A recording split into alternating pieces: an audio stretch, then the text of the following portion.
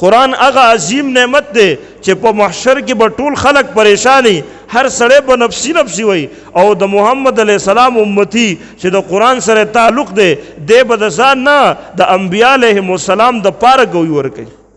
او تاسو انداز وکئ چې کم خلق د انبیا علیه السلام ملګرتیا په محشر کې هم کوي، په محشر کې هم د هغوی ګوی ورکوي، دا به د الله په نس څومره عزتمند دي، دی له به الله کم مقام او مرتبه ورکول غواړي چې په هغه وخت کې په هغه ځای کې تمام انسانیت به د ځان په ویر اختی، پلار به د زوی نه تختی، زوی به د پلار نه تختی، مور به د لور نه تختی، لور به د مور نه تختی، رور به د رور نه تختی، ښځه به د خاون نه تختی، خاون به د ښځې نه تختی، هر انسان به یو خپل پریشانی او ویر کې اختی. او دا امت چې د قرآن سره تعلق او نسبت دی دی به د انبیا علیهم السلام په حق کې د الله په حضور کې گوی پیش کوي چې الله مونږ ته تا په خپل کتاب کې خبر را کړو چې دی خپل قوم ته دعوت رسولی، او دا گوی به ته الله قبول کړي. نو مارس کو چې الله رب العزت مونږ او تاسو له ډیر بهترین نعمتونه را کړي، او بیا الله رب العزت مونږ او تاسو سره احسان کړي. دا زمونږ او تاسو علاقہ الله رب العزت د قرآن کریم په علوم آباد ساتلې ده، په هر کوڅه او هر محله کې قریبا په هر کور هر دویم کور کې د قرآن حافظ ملاویږي، عالم ملاویږي، مولوی صاحب ملاویږي، مفتی صاحب ملاویږي، د قرآن استاذ ملاویږي، د قرآن زده کوونکی ملاویږي، مدارس ملاویږي، مراکز دي.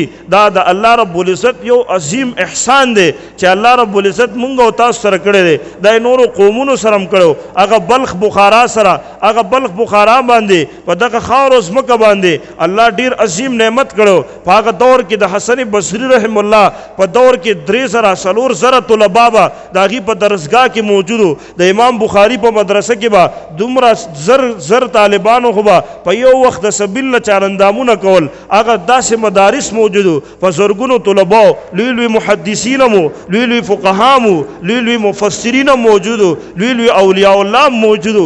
لیکن هغه خلکو هغه ماحول چې زمیدار ته هم د هدایت په شان کتاب یادو، کله چې هغه ماحول ته سپکو کتل، د هغه ماحول قدر ونه کو، هغه ماحول راټینګ نه کو، د هغه ماحول له دنیا ته رالل، الله ته هغه نعمت واغست. نن د هغه امام بخاري په مدرسه کې د روسیانو اسونو خپل خاشونه ورتول.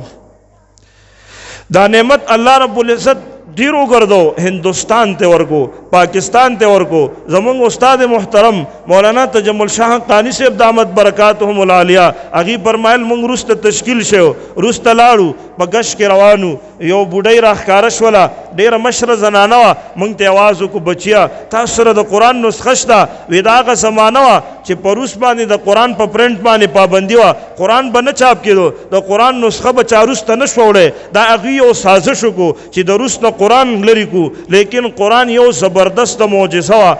الله بغیر د نسخو نه هلته په زرګونو حافظان تیار کړ، او دا ورته وښودله چې او روسیانو، امریکنیانو او د کفر طاقتونو تاسو ډیر کوشش وکئ د دنیا نه به د قرآن نسخې ختمې کوي، لیکن د دې حافظانو دا الله موږ له یو نعمت را کړی. د نورو کتابونو حافظان نشته، د تورات حافظ نشته، انجیل څوک نشي حفظ کولی، یو قرآن دی چې دا د دې معجزه ده، دا د دې کرامت دی، دا الله دې له شرافت ورکړی چې دا انسان ټول په ټوله محفوظ کولی شي، ټول په ټوله حفظ کولی شي.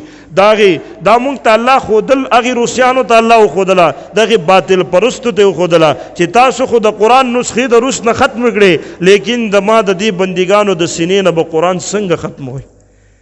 وی هغه بوډۍ مونږ ته آواز وکړو چې بچې تاسو سره د قرآن نسخه خو نشته. وی مونږ ځان سره یو وړوکی قرآن شریف په پټه وړو. وی مونږ ورته وی چې ابۍ شتلی په جومات کې پروت دی. مونږ جومات ته رالو، قرآن هم راواغېست، هغه بوډۍ له مې وړو. وی هغې هغه قرآن واغېست، په دواړه لاس یې ونیو، بیا یې ښکل کو، سترګو پورې ولګو، بیا یې وچړل ډېر زیات، بیا لاړله کور ته او یو صندوق یې رابار کو. خو هغه صندوق د سرو نه ډکو او وړوکی صندوق و. وی مونږ ته یې ټولو ته پیش کو چې دا واخلئ بچو، ما دنیا کې نظر منلو که چرته په خپل ژوند کې په دې دنیا کې الله زما سترګې د قرآن په نسخه ولګولې، زما سترګې په قرآن ولګېدې، دا سره به د الله په نوم وقف کوم.